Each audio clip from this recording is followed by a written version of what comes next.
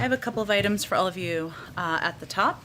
On COVID-19 response, we just got today's vaccine report, which Jeff Zients, our COVID coordinator, touched on during his briefing this morning. But for the rest of you who weren't a part of that, the report is nearly 1.1 million shots in arms. 1.1 million is the highest single-day total shots since July 3rd, which is a good sign. So far in August, we have gotten 12.5 million first shots into arms. That's already 2 million more first shots than in all of July, with several days still left to go to add to that total. Importantly, we've now hit a major milestone in our effort to vaccinate adolescents at a particularly important time as people go back to school. 50% of 12 to 17-year-olds now have at least their first shot. Obviously more work to do, but a positive step forward. Also wanted to note that today the Department of Health and Human Services Secretary Javier Becerra announced $85 million in funding to improve mental health services for our nation's children and youth, which is of course a priority for the Biden-Harris administration as a part of our push to get kids back to school safely and address the impact of the pandemic on them. Specifically, he announced the Health Resources and Services Administration is making 24 awards totaling $10.7 million in funds from the President's American Rescue Plan to expand pediatric mental health care access by integrating telehealth services. For example, actions like technical assistance for pediatric care providers to diagnose, treat, and refer children and youth with mental health conditions and substance use disorders. And this will also, the Substance Abuse and Mental Health Services Administration is also granting 29 awards totaling $74.1 million to enhance mental health services for school-aged youth. So as an example of that, Project AWARE, which stands for Advancing Wellness and Resilience in Education, will use its funding to help raise awareness of mental health issues for young people and train school personnel. Also wanted to note that today we're announcing that President Biden has directed the Department of Homeland Security to serve as the lead federal agency coordinating across the federal government to relocate evacuated Afghans to the United States. Already, DHS has been working closely with agencies across government, including our military, diplomats, intelligence community, and law enforcement professionals, and many others, to ensure that all Afghans are screened and vetted prior to being allowed into the United States. Additionally, all evacuees will continue to undergo extensive COVID-19 and public health precautions, including immediate COVID-19 testing and offered vaccines upon arrival.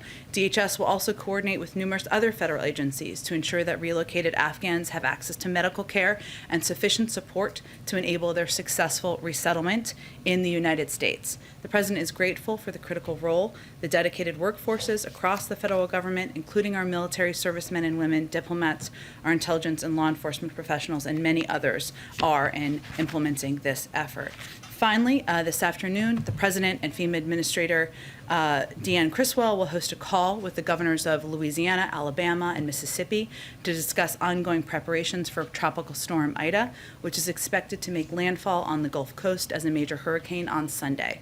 As some of you may know, Sunday is the 16th anniversary of Hurricane Katrina, which caused widespread devastation, claimed more than 1,800 lives, and displaced so many families.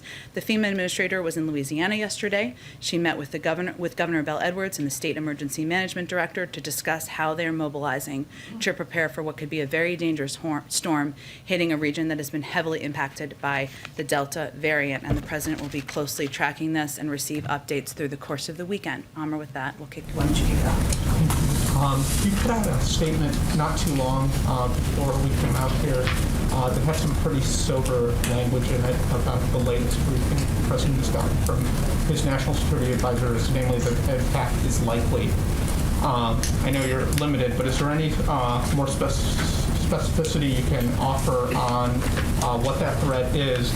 And secondly, what does it mean for the evacuation? Does the intel in any way also, and changes that need to be made, limit or restrict the ability to continue or get as much done with the mission through August 31st? Sure. Well, I think many of you may have seen the statement I put out this morning, but just to highlight the reference I believe Amr was making, what I would conveyed in the statement was that the national security team the President met with this morning advised the President and Vice President that another terror attack in Kabul is likely. And they are taking maximum force protection measures at the Kabul airport and in the surrounding areas with our forces as a result. I will note that the Department of Defense also just gave a briefing this morning, and I will echo some of the descriptions that they offered. The threat is ongoing and it is active. Our troops are still in danger. That continues to be the case every day that they are there. This is the most dangerous part of the mission. This is the retrograde period of the mission. And what that means is that this is the period of time when the military, commanders on the ground, and forces begin to move not just troops home, but also equipment home. And that is often a very dangerous part of any mission. But in this case, they're also doing that while there is an ongoing and acute threat from ISIS-K. So that is what they are facing. I would note, since you gave me the opportunity, that the military made clear to the president that they are committed to continuing this mission, to saving lives, to evacuating more people from the country over the coming days, and completing their mission by the 31st. What it will also mean as they move to this retrograde phase is that there will be a reduction of numbers over the next couple of days, and we've been putting those numbers out to all of you twice a day so that you can see how we are evacuating people out of the country. Those numbers will go down in the next couple of days, and you should anticipate that. That is as a result of the retrograde process that needs to take place. But also, I will note that, of course, force protection is front and center and is vital to the mission. One more. President Biden told reporters in the Oval Office during his meeting with the Prime Minister, they talked to Dr. Fauci today about the prospect of giving booster shots after 5 months instead of 8.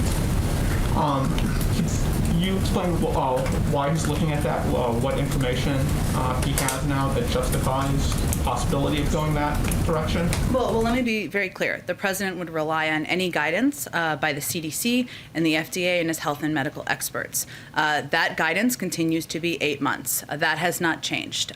So I want to be very clear on that. If they were to change their guidance based on data for any particular group, he would, of course, abide by that. But for people watching at home, for you all who are reporting out this, nothing has changed about the 8-month timeline as it relates to the boosters.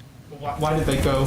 Why is this conversation even happening? What sort of triggered going from 8 to 5? Well, I would say I can't. I obviously wasn't sitting in the meeting having the discussion with them on this, but as Israel has taken the step of doing 6-month boosters, and the president referenced advice he'd been given from the prime minister. Obviously, we make our own assessments based on our health and medical experts here in the United States, and nothing has changed on that front. So I think it was more likely a reference to that. And obviously, we have ongoing discussions with our health and medical experts about what they look at. Go ahead, Trevor. Two on Afghanistan.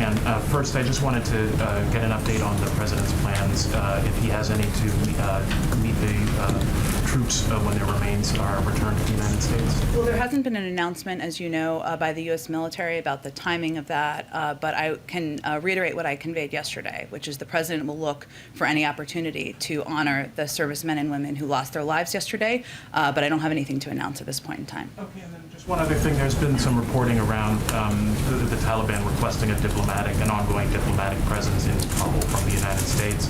Could you talk a little bit about what the thinking is here at the White House about whether that's appropriate and how or if that would happen after the end of August? Well, I would say first that we are looking at ways, and I will refer to our Secretary of State and the State Department here to continue to engage. I'll note something I said. I know this wasn't exactly your question, but just to get it in here, that the President did direct the Secretary of State to continue diplomatic efforts with international partners to secure means for third country nationals and Afghans with visas to leave the country even after the U.S. military presence ends. A part of that would certainly be having a coordinated approach and engagement with the Taliban, because in order to continue to evacuate any American citizen who was not yet prepared to leave, who wants to leave, third country nationals and Afghans with visas, we will need to coordinate with the Taliban. That does not mean or translate into a presence on the ground. As we've noted, we are pulling our presence out by the 31st, and that has not changed. Go ahead. Senate Foreign Relations Committee Chair Bob Menendez put out a statement that said, in part, we can't trust the Taliban with American security in terms of in the wake of the attack yesterday. I don't want to get a semantic debate about the word trust, but I guess my question is the coordination with the Taliban the best of bad options right now, or was it the view from the military and from the White House that it was the only option given the dynamics on the ground? Maybe both. And I will say, I know I won't get into a semantic debate, but I think it's worth repeating as often as I can that we don't trust the Taliban. This is not about trust, but there is a reality on the ground, and the reality is the Taliban control large swaths of Afghanistan, including the area surrounding the perimeter of the airport. So by necessity, that is our option to coordinate with, to get American citizens out, to get our Afghan partners out, to get individuals who are eligible for the range of programs the United States has out. And we have now evacuated more than 105,000 people as a result of those coordinated, in large part as a result of those coordinated efforts of getting people out. But I will say that as the Department of Defense noted earlier today, clearly something went wrong here in the process, that we saw the ISIS-K attack occur yesterday. We don't have additional information to suggest that it was intentional or anything along those lines, which was a question that was asked yesterday. But clearly, there was a break in the security process here. There's no question about that. And just one more kind of following up on what Amar asked. It is rare that you have U.S. officials be this definitive about the security threats that are being faced anywhere in the world. But this has always been something the president has pointed to as to why he wanted to stick to the August 31st deadline. Is there a tangible difference in what you guys are seeing or have seen over the course of the last several days that makes this moment different than what the president was citing a week ago or 10 days ago? Well, I can't always, I know you're not asking me to, but I can't clearly get into specific details from here. But what I think the reason we put this out publicly in the way we did is because yesterday there was a attack by terrorists that killed 13 members of the U.S. military. And it's important for us as the government to be clear about what threat our U.S. forces are facing on the ground as they continue to implement the mission. And that threat is acute, it is ongoing. Our troops are still in danger, and they are taking the steps they are taking to save lives and evacuate people because of their commitment to the mission, and we felt it was important for people to understand that. Go ahead. Thanks, Jen. I also wanted to ask you about the statement you put out. You said that in light of yesterday's attack, the troops there are taking maximum force protection measures at Kabul airport. What resources are available to them that they didn't have yesterday? They have the same number of troops and the same amount of equipment. Any resources that they need and they request from the president, they will be granted, but I'm not going to get into additional details. Okay, and then I'm also wondering if the president has any plans to speak to the families of the fallen service members? Yeah, so how this process works is the next of kin notifications would, of course, happen by the Department of Defense, typically in person to next of kin. I believe they gave an update on that this morning, conveyed that that process is ongoing. The president wouldn't then make a call or reach out until that process is completed. And it would be up to the next of kin and the families to determine if they are prepared to receive a call from the President of the United States. And I think it's important to note that this may be the worst day of their lives, and they may or may not feel they're ready to talk to the United States or they want to talk to the President of the United States, and that's their choice. But I expect once any calls are completed, we'll provide you all an update. Great. And then finally, I want to know if the White House has any reaction to the swath of Republican lawmakers who are now calling on the president to resign over this? Well, Nancy, I have to say that seeing some of this occur or be called for or be put out on Twitter, the backdrop here is the U.S. men and women of the military deployed on the ground are bravely continuing to implement a mission to save lives on the ground. American citizens, Afghan partners, many people that some of these same individuals are calling for us to evacuate. Yesterday, they lost 13 of their own, and the president made absolutely clear that we are going to hunt down, go after, and kill the terrorists who are responsible. Everyone should be supportive of that. So you're saying now's not the time for politics? Correct. Go ahead. Thank you, Jen. When the president says, we will hunt you down and make you pay, what does that look like? Is he going to order a mission to kill the people responsible, or would he be satisfied if they are captured and brought to trial? I think he made clear yesterday that he does not want them to live on the earth anymore. Okay. And as the U.S. is coordinating with the Taliban about security for the next couple days, some of the people running security for the Taliban in Kabul are terrorists with millions of dollars worth of bounties on their heads. Are we going to try to bring those known terrorists to justice before we leave the country? Peter, I think our focus right now is on doing everything we can to get the remaining American citizens who want to depart out of the country, to get our Afghan partners out of the country. As I just said in response to Phil's question, this is not a preferred relationship or a situation that we would have designed if we had started from scratch. I think that's very clear. But right now, we need to continue to coordinate. That's our focus for the next couple of days. And the last one, you said that you think we're going to have a great deal of leverage over the Taliban after we leave. You think we're going to have more leverage with no troops on the ground in Afghanistan than we do with thousands of troops on the ground in Afghanistan? Well, to be clear, one of the steps that the President directed his Secretary of State to take, which was in my statement this morning, was to engage with our international partners to determine what the path forward looks like. And there are key components here. The Taliban are going to want a functioning airport. So do we.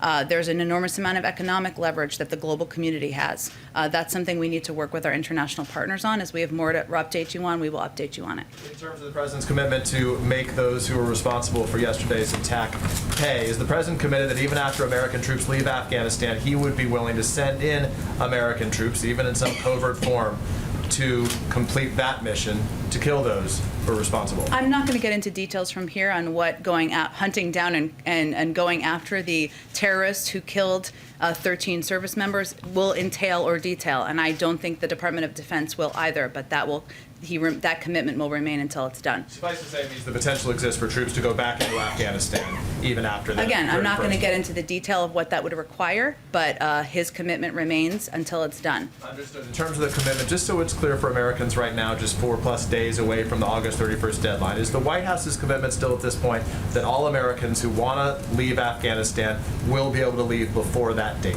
That is what we are focused on, committed to, and working toward. Go ahead. Back on the diplomatic efforts, it's Friday, the deadline is Tuesday. What more can you tell us about these talks that the President's directed the Secretary of State to undertake?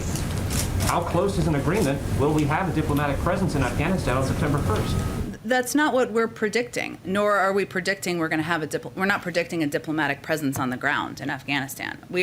What we're talking about is coordinating with our international partners in order to determine what the path forward looks like so we can continue to evacuate third country nationals, Afghans with visas, and any American citizens who have not yet departed because they're not prepared to depart after that period of time. And that will require coordination with our international partners. It will also require continued engagement in some capacity with the Taliban. Just to be clear, are you suggesting there will not be an American diplomatic presence in Afghanistan? I think we've been clear we're pulling our personnel out by the 31st. I don't think we've made any other assessment. I'll let the State Department speak to any other plans beyond that. I'd like to ask you one more question. I think you indicated yesterday that you believe the President has all the legal authority he needs to attack ISIS-K.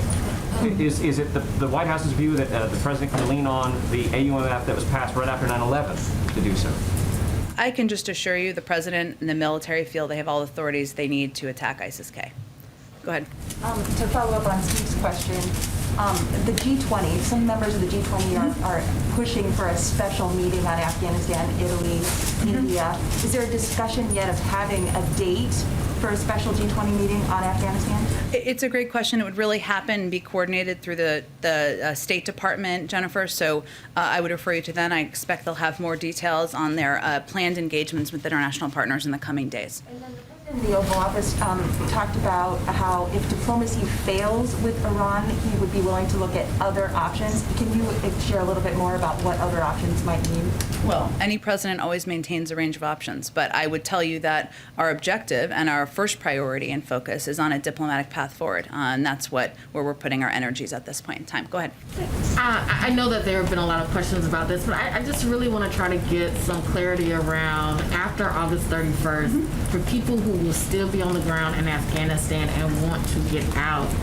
Does the U.S. right now have a vision of a process that they will use to get people out after August 31st? And what is the commitment after August 31st? Is it absolute? If you want to get out of Afghanistan and you are, and you help the U.S. military, you're an Afghan, you'll be able to get out. If you're a green card holder or someone else who wants to get out, is the U.S. guaranteeing that you will be able to get out? I don't think we can guarantee, but what we can do is work toward, and this is what the President directed the Secretary of State to continue diplomatic efforts. with international partners to secure means for third country nationals, Afghans with visas who may be eligible for our programs, of course, any American citizen who remains in country to leave the country even after the U.S. military presence ends. There's a means of mechanisms for that. Those conversations are ongoing. That's our objective. Our commitment does not change on August 31st. Obviously, we need to figure out the operational mechanisms, which is the conversation that's underway. I have a question about green card holders in Afghanistan, U.S. green card holders. Are they being prioritized right now, or is it only U.S. citizens? Are green card holders not being prioritized at this point? Again, I think you can note from the numbers, even if you look at the last 24 hours, and we got more than 10,000, I think it was actually a little bit higher than that, people out. Just over 300 of them were American citizens.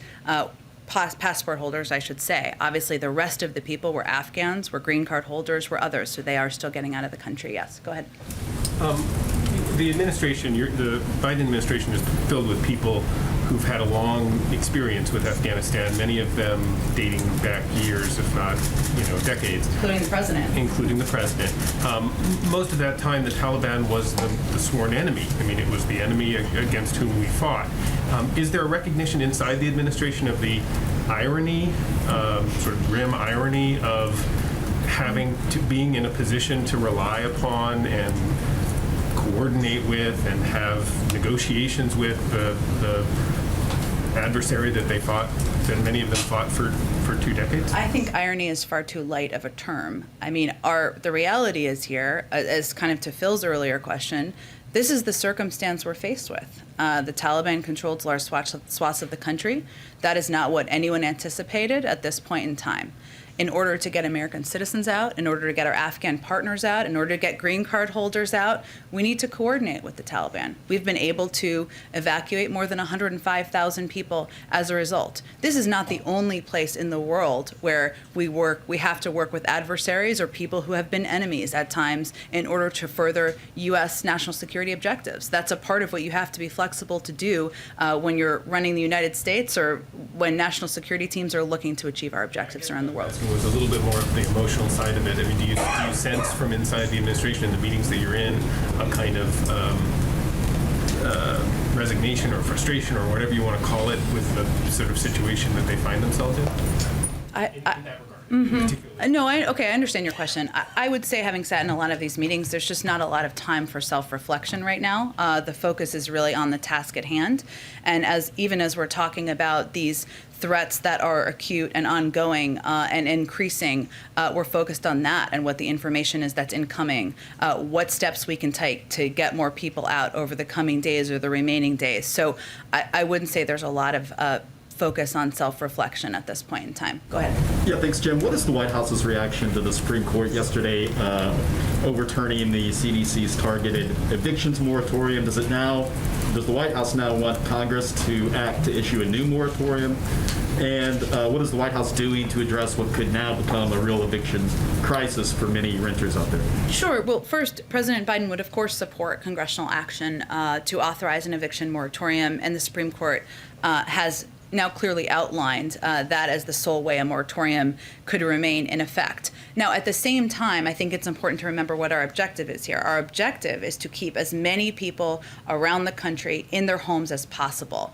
Federal legislation is one way to do that. Obviously, the eviction moratorium we have had in place and we've been issuing month to month is one way to do that. But the ERA funding that came through the American Rescue Plan and is going out to states is another way to do that. And we have asked and we have put out today, the Department of Treasury and the Secretary of HUD sent a letter calling on all governors, mayors, county officials to put in place their own moratoria. There are 7 states across the country who have done that. It has the same impact, right? Because it is preventing people from being kicked out of their homes, and these states have the funding, thanks to the American Rescue Plan, to get that done. Now, the other piece that's our responsibility that we continue to focus on is working to eliminate any red tape that exists. We made some announcements earlier this week that allows renters to attest to their economic circumstances to make it easier. That is, we have seen an impact in some states, but we're going to continue to look for ways to ease the burden and make it easier to get access to this funding. Now, you said that Biden would support another moratorium, but is he going to actively urge Congress to take up a vote and pass one, to issue one? He has conveyed that, but I think it's really important just to go back, not to beat a dead horse here, but to not miss the forest through the trees here, which is what we're trying to do here is prevent people from being evicted from their homes. If there were enough votes to pass an eviction moratorium in Congress, it would have happened. It hasn't happened, right? So what we're looking at now is how to achieve the objective that we all share, which is to, not everyone, I should say, but a lot of the people who have calling for an extension on this, which is to keep people in their homes. There is means to do that in these states. 7 states have taken the steps. More states can take the steps. They have the funding they need. Go ahead. Thanks, Jen. We've heard reports that refugees from Afghanistan have been landing at Dulles Airport and they've had to sit on airplanes for hours at a time, sometimes with no or limited access to food. Is this something the White House is aware of, and are you making any efforts to smooth this out? I know you said DHS is sort of taking the lead on relocating Afghans, but what does the White House think about these conditions right now, and what are you all doing about it? Well, certainly we are always working to improve the conditions for people who are coming to the country. But I think the important context here is why that is. And that is because our security vetting process is so thorough that even as people are vetted before they come, they go through a background check before they come. We implement multiple layers of checks, including a confirmation in some cases on landing, and that is to check the manifests. And in a limited number of cases, we have vetting processes that may be unresolved, very limited, but that may lead to, at times, a delay and individuals being held on the plane so that we can have that process seen through. Now, of course, ensuring that people are treated humanely as they are coming to the United States, they have access to food and to water is something we are committed to, and we will continue to improve any of these conditions. But I think the reason why these planes are waiting is also an important part of the context here as well. And just to follow up on one thing, I know earlier you addressed some of the Republican criticism of the president, but what is your message, what is the White House's message to Democrats who have expressed substantive concerns about the withdrawal from Afghanistan? Do you have any message to them or response to some of the criticism? Is there a specific piece? I mean, Congresswoman Susan Wild, for example, has said that, it's clear to me that we could not continue to put American service members in danger for an unwinnable war, but I also believe that the evacuation process appears to have been egregiously mishandled. So what's your response to something like that? Look, I don't have any direct response to any member of Congress, but what I will say is that it is easy to throw stones or be a critic from the outside. It is harder to be in their arena and make difficult decisions. And the decisions that a commander-in-chief has to make include among difficult options, right? These were the options. You send tens of thousands of more troops in Afghanistan to potentially lose their lives. That's an option. Some support that. That's their prerogative. You pull out and you don't put anyone at risk, you don't put troops at risk, and you don't evacuate more than 105,000 people, that's another option. The option that he has chosen in coordination and based on the recommendations with his military commanders and advisors on the ground is to implement an evacuation that has saved the lives potentially of more than 105,000 people, certainly at risk of the men and women who are serving in the military, as we saw by the events of yesterday. That's the choice he's made. But Jen, apologies to my colleagues, but you guys have said repeatedly, presented this idea that there were only 2 choices. What evidence do you have that there weren't other choices that could have been made?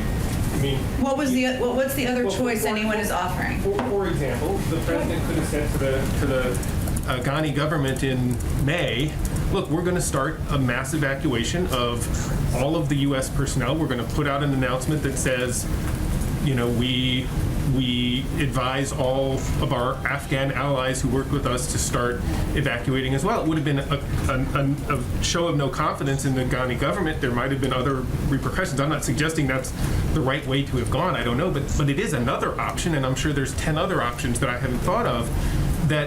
So why do you present it as these being the only 2 options? There are, of course, other options, but there are consequences to every option. That is my point. So let's take your example.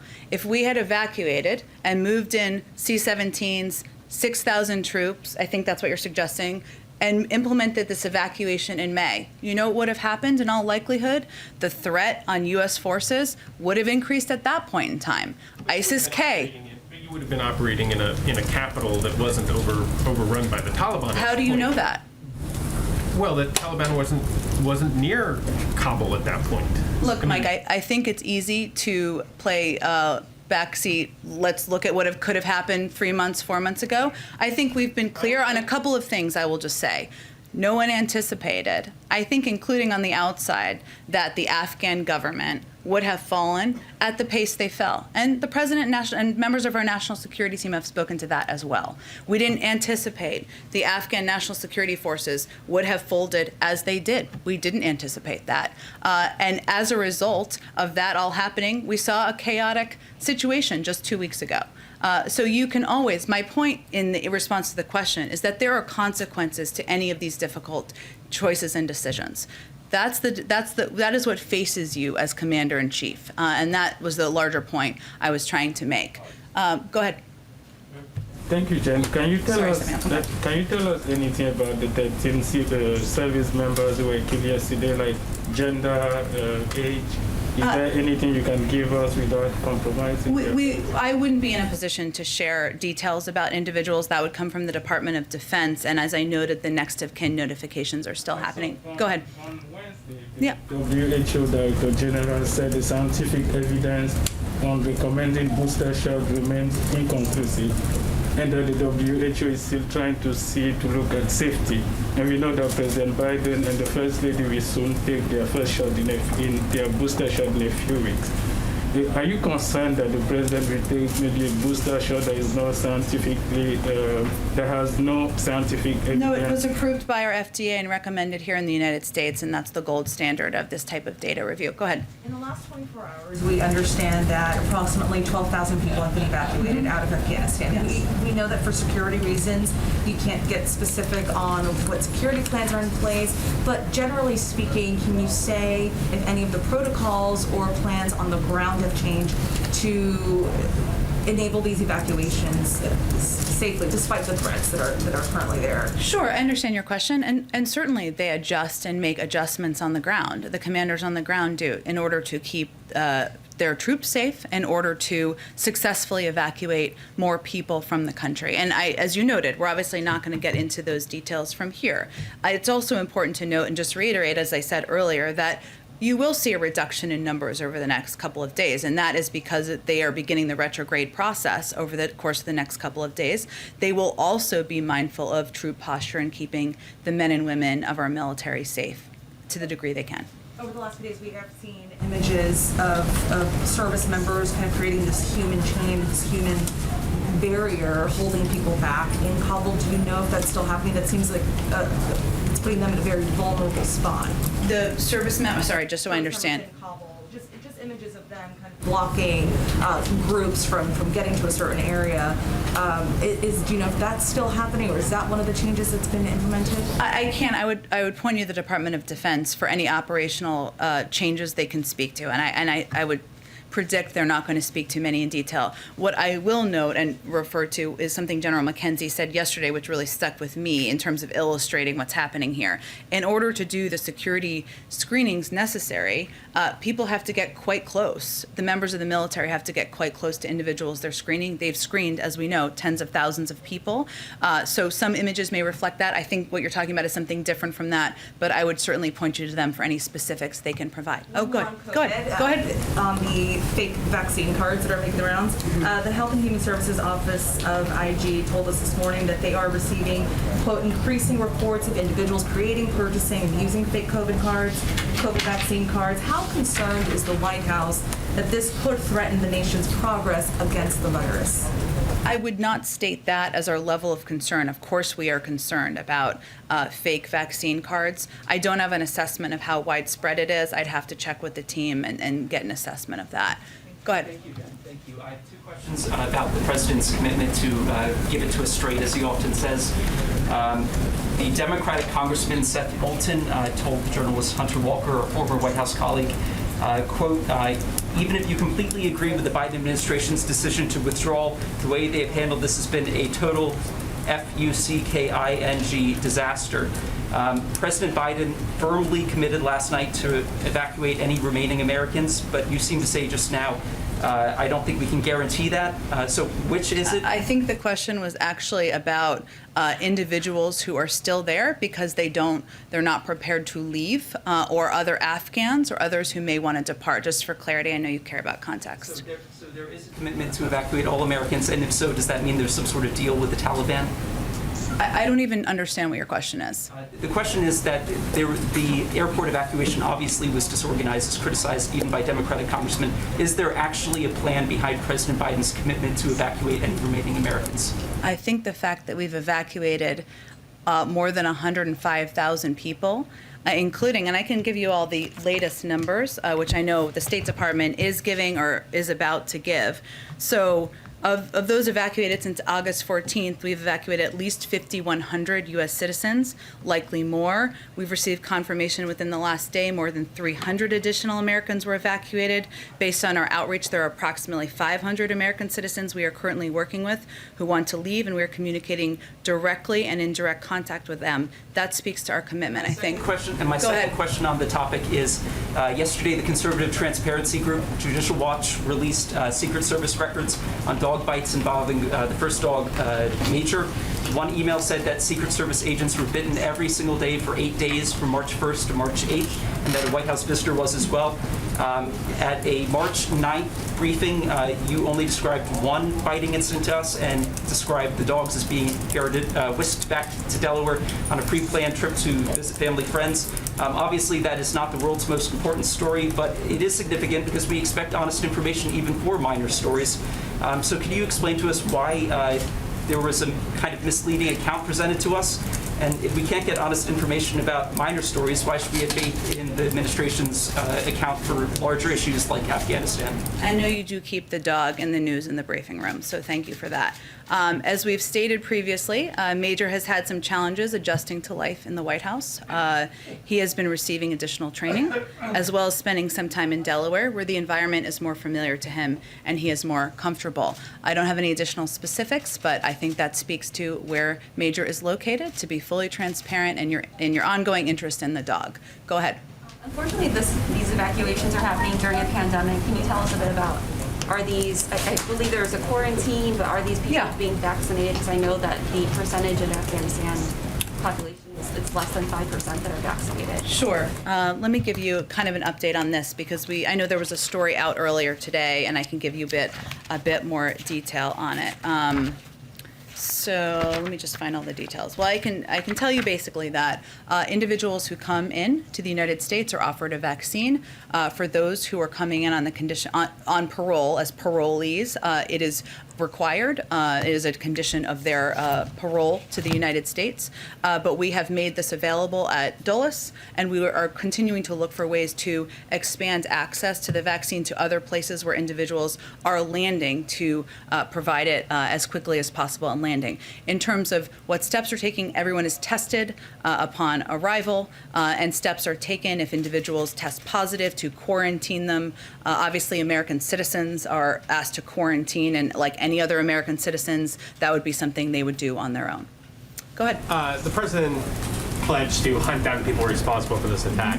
How do you prevent that from becoming an open-ended mission, much like the previous, targeting of terrorist groups in Afghanistan?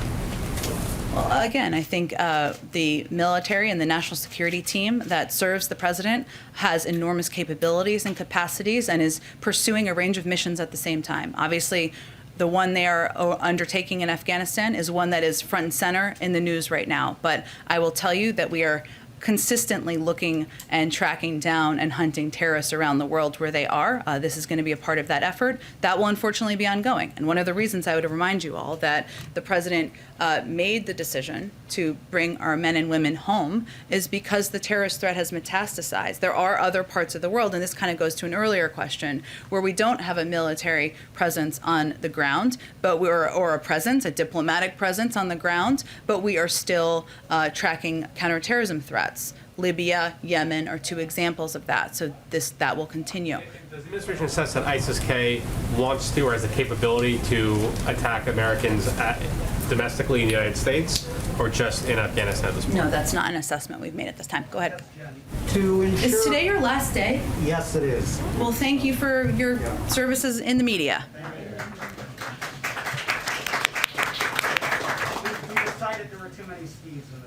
There are a lot of Steves. I will look into that. To ensure Iran never develops a nuclear weapon, President Biden told the Israeli Prime Minister today, quote, "We're putting diplomacy first and seeing where that takes us, but if diplomacy fails, we're ready to turn to other options." Can you detail for us what are those other options? Well, as I said a little earlier, I mean, any president has a range of options at their disposal. I'm not going to outline those from here, but our first preference and our priority and our focus is on the diplomatic path and pursuing the diplomatic path forward.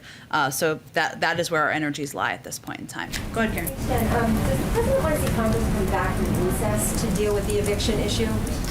That would be up to the Speaker and leaders in Congress to determine. But again, and certainly he would support and would be happy to sign, would love to sign legislation into law. But there are ways to achieve the same objective, and that's what we're really pressing on and what we have the power to implement from the federal government.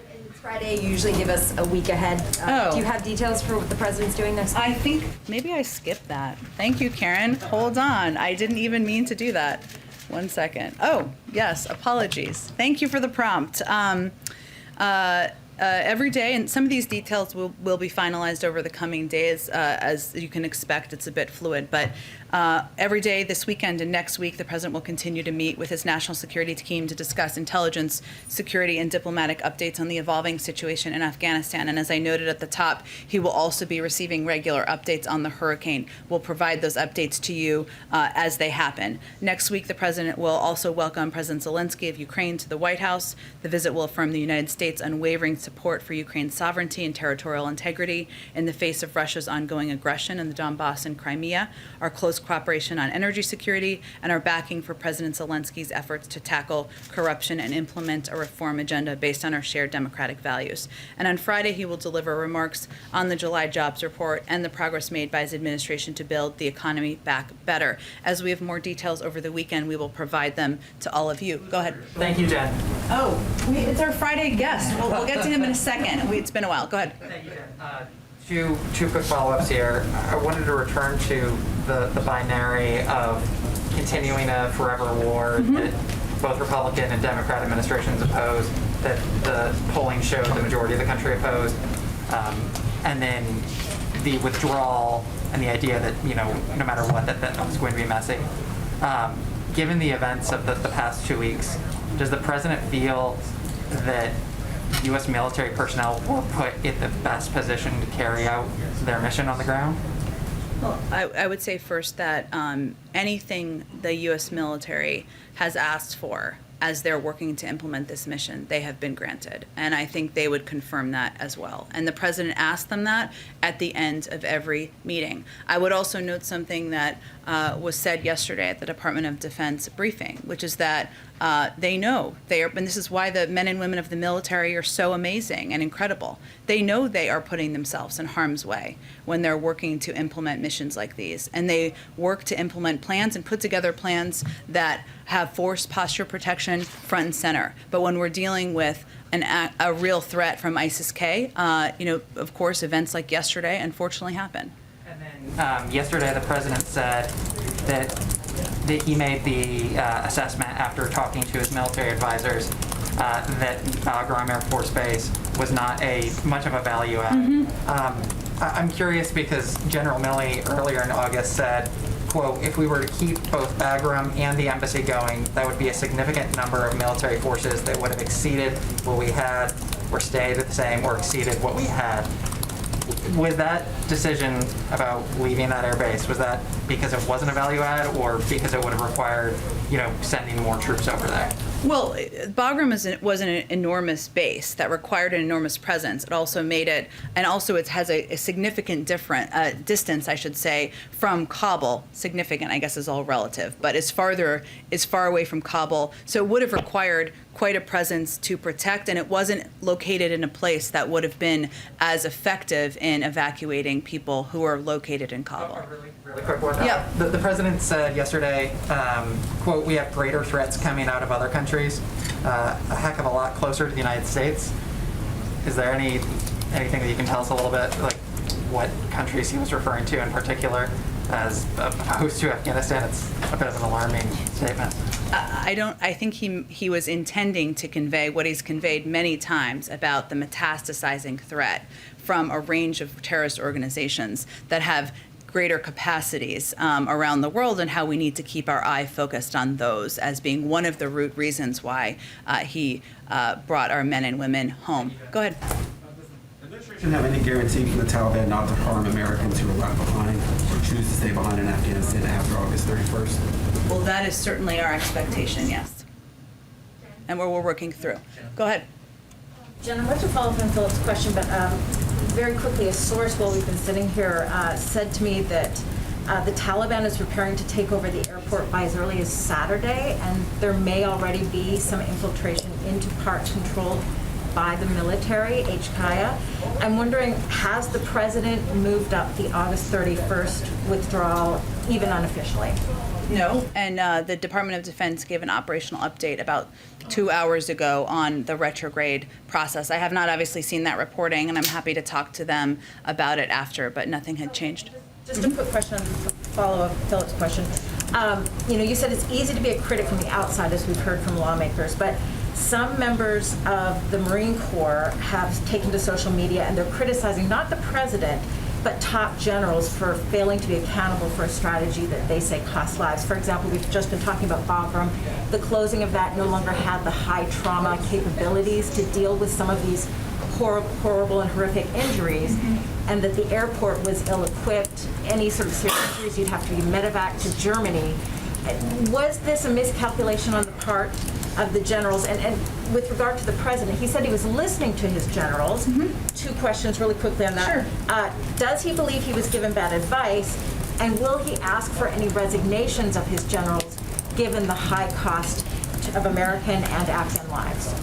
No to both of those questions. I think that what the president looks at the events of yesterday as a tragedy, and one that was felt viscerally by the leaders of the military as well. And losing members of your men and women working for you from the service branches is devastating. It's devastating for the president. It's devastating for the leaders of the military as many times as it has happened. And it is a reflection on all of them and the people on the ground that they are continuing to implement this mission even under difficult and risky circumstances. Go ahead. Just as a follow-up to the previous question, Republican lawmakers have really targeted Secretary of State Blinken. They went so far as to introduce impeachment articles today.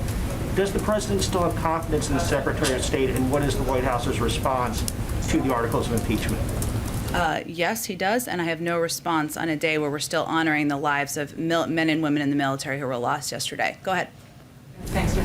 I've got two questions, one on Afghanistan and one on the bilateral. On Afghanistan, do you have any updates as to those people, those Americans that you were saying you were still trying to contact and to figure out where they are?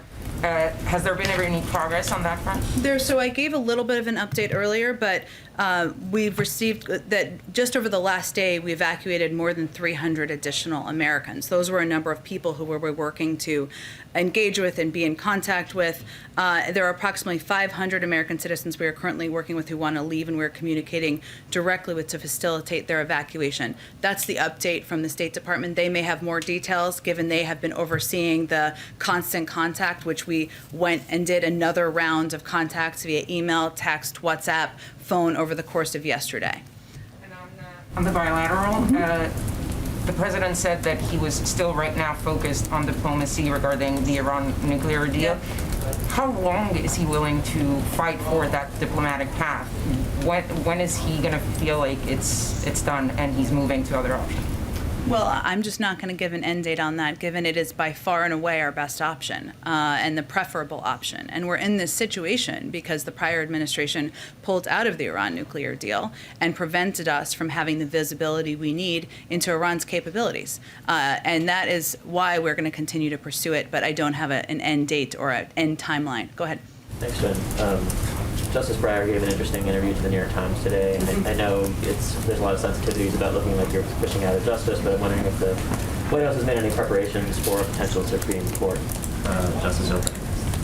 Again, it's going to be up to any sitting Supreme Court justice to make a determination about their timeline and how long they'll stay. And has the president reached out to any governors about the lack of rental assistance aid that has actually gone out in states? I know, the federal government can only control so much, but I'm wondering if the president has reached out to governors specifically to urge them to get that aid out. Well, I would say that we have had a number of members of his cabinet and senior officials who have been engaged directly with governors about how to get the aid out, and a number of the steps we've taken to cut the red tape and make it easier from the federal government has been a result in part of these discussions on what can make it easier to get the money out. Yeah, go ahead. Oh, sorry, go ahead. Thank you very much, Jen. About the relations with the Taliban, looking forward. So the US obviously has got some ongoing asks to the Taliban, like some cooperation on helping to get future people out. Yep. And presumably looking for these Islamic State folks. What are the Taliban asking in return? Are they asking for recognition? Are they asking for an embassy to be put back there? What's their kind of big ask? I think I should be really clear here. There's no rush to recognition of any sort by the United States or any international partners we have talked to. I am, as I've said in the past, blissfully not a spokesperson for the Taliban. So I would ask you to ask them that question as to what they want. Go ahead in the back. You talked earlier about COVID screenings for evacuees as they are coming in. Do you have any information or indication of what the positivity rate is? And can you say how many times are these evacuees being tested? You said that they're being tested in Kabul. Are they being tested again once they arrive in the US? They're tested when they arrive here. Can you say what the positivity rate is? I don't have that information. I will see if the Department of Homeland Security has it. Vaccines that were donated to. And I would just reiterate, individuals who test positive are quarantined and separated. So that is how that is handled. Can I ask about the U.S. has donated over 3 million COVID vaccines to Afghanistan. The UN put out a report this week saying that the number of vaccinations in Afghanistan has significantly dropped since the Taliban took over. Does the White House or does the U.S. government have any indication of what's happened to those vaccines? Are they in the hands of the Taliban and are they still being distributed? Or is there a concern that the Taliban might try to sell those doses? Well, we have not worked with the Taliban as the government, right? And a lot of these assistance is often distributed through humanitarian organizations or others who work through COVAX. I would have to check and see what the implementation and mechanisms are, but we are quite careful and very focused on vaccines not getting into the right hands. And for countries we work with, and remember this was an issue with Cuba, right? We need to have mechanisms to ensure that they are getting out to the populations who need to get access to the vaccines. Go ahead. I would like to ask you, there is link between Taliban and ISIS because the Taliban released from the prisoner from the jail based of US and Taliban agreement. Now Afghan people more worried if the Taliban and ISIS-K, they are friends. It's going to be okay, and still they are friends with the Al-Qaeda too, which is they didn't keep their commitment. Or if not, do you think that it's going to be, started again another civil war in Afghanistan? I don't understand. Taliban and ISIS, they are friends or they are enemy? I think there's clear historic evidence that they have been enemies in the past. I don't have any assessment beyond what we've said over the last few days about the fact that we have no information to suggest that the Taliban had knowledge of or engagement in the ISIS-K attack. Beyond that, what we have available or what I can speak to as historic precedent. Oh yes, let me go. Hello. So we haven't done this in a while, but so this is, let's see, Blake Patterson. Thanks for joining us, Blake, who is from the Advocate in Baton Rouge, Louisiana. How can we help you, Blake? Thank you for having me. Hurricane Ida is on Louisiana's doorstep, but today marks the 1-year anniversary since an even stronger storm, Hurricane Laura, devastated Lake Charles in southwest Louisiana. President Biden promised back in May that help was on the way, but the region still hasn't received a penny in supplemental disaster relief. What can you say to the people of Louisiana for how much longer they need to wait for President Biden and Congress to act? And with this latest storm coming, why should Louisianans trust that the Biden administration will be there to back them up if it's just as devastating? Well, I can tell you that the president is incredibly focused on Hurricane Ida and the fact that it is approaching your community and your state later this weekend. I think we're going to announce this shortly, but I'll tell you, we are sending a surge response team, 50 FEMA paramedics who will be providing medical care statewide, 47 FEMA ambulances operated by 94 FEMA emergency medical service providers will be supporting patient movement statewide to assist the state in decompressing hospital load should that be needed. We have over 250 personnel across the state and 20 VA hospital beds. We have been working to provide direct assistance and even get ahead of the storm. We're pre-positioning personnel and resources that I noted, including food, water, and generators to respond to what could be a dangerous hurricane hitting the region over the course of the next day. I also noted that yesterday, as you know, the FEMA administration was down in the region. The president will speak with the governor later this afternoon. And in terms of the supplementary funding from the hurricane from last year, I'll have to check on the status of that and what the holdups are. Thank you for joining us and for your patience. Appreciate it. Okay, thanks everyone. We'll see you all on Monday.